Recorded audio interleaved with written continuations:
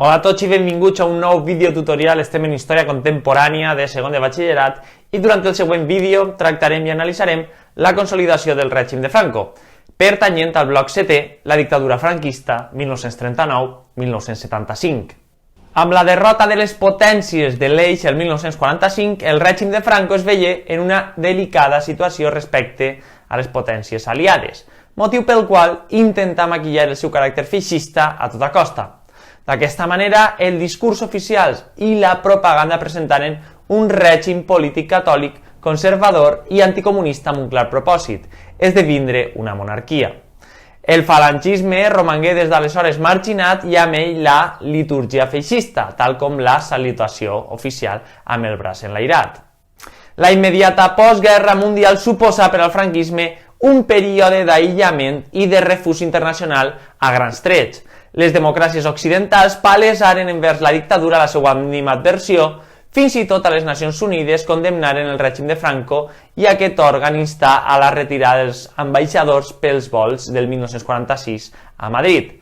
A causa d'aquesta marginació, una Espanya sumida en una profunda depressió econòmica no es beneficià del Pla Marshall encetat el juny del 1947 i fou exclosa de l'OTAN, constituïda a l'abril del 1949. Amb tot, la configuració de la bipolaritat mundial encarnada per la Unió Soviètica i els Estats Units en allò que denominem la Guerra Freda alterà sensiblement les relacions internacionals.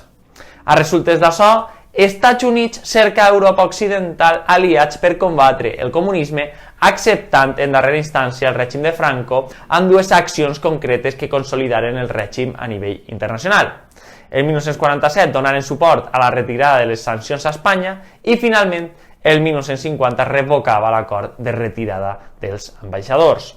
Simultàniament, el règim pretengué dotar-se d'un cos legislatiu a mode de constitució en l'elaboració del que anomenarem com lleis fundamentales, molt allunyades de qualsevol constitució democràtica, tot i que intentaren homologar-se en la mesura d'allò possible. Malgrat disposar d'un vídeo exprofeso d'aquestes, així cal ressenyar, doncs, les primeres 6 lleis franquistes. El Foro del Trabajo, 1938, és la primera de les grans lleis fonamentals, s'establí en el bàndol nacional durant la guerra regulant les relacions laborals i desenvolupant els principis del nacionalsindicalisme.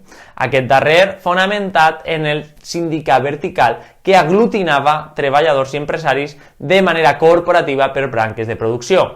Comptat i debatut, la conflictivitat de classes apareixia amb el movimiento. La Llei Consultiva de les Cortes, 1942, significa la creació d'unes corts legisladores de caràcter consultiu i deliberatiu, sempre supeditades a la figura de Franco.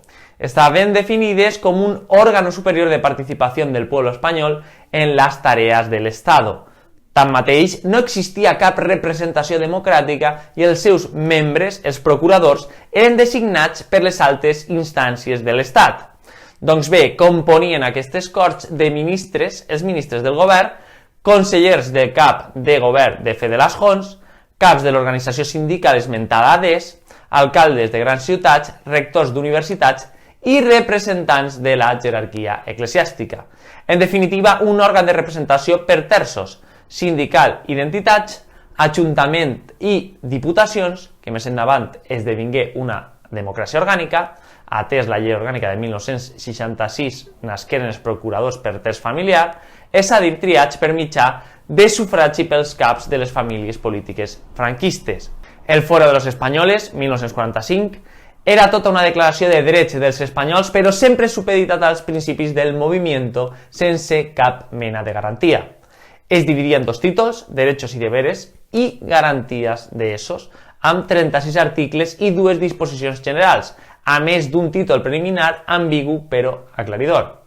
El Estado español proclama como principio recto de sus actos el respeto a la dignidad, la integridad y la libertad de la persona humana, reconociendo al hombre en cuanto portador de valores eternos y miembros de una comunidad nacional titular de deberes y derechos cuyo ejercicio garantiza en orden al bien común. La Ley de Referéndum Nacional, 1945, disposava que el cap de l'Estat podia sotmetre a consulta popular les qüestions i aspectes que considerarà oportú, tals com la successió. La Ley de Sucessió, 1947, atorgà a Espanya la condició de regne preveient la monarquia com a successora de Franco.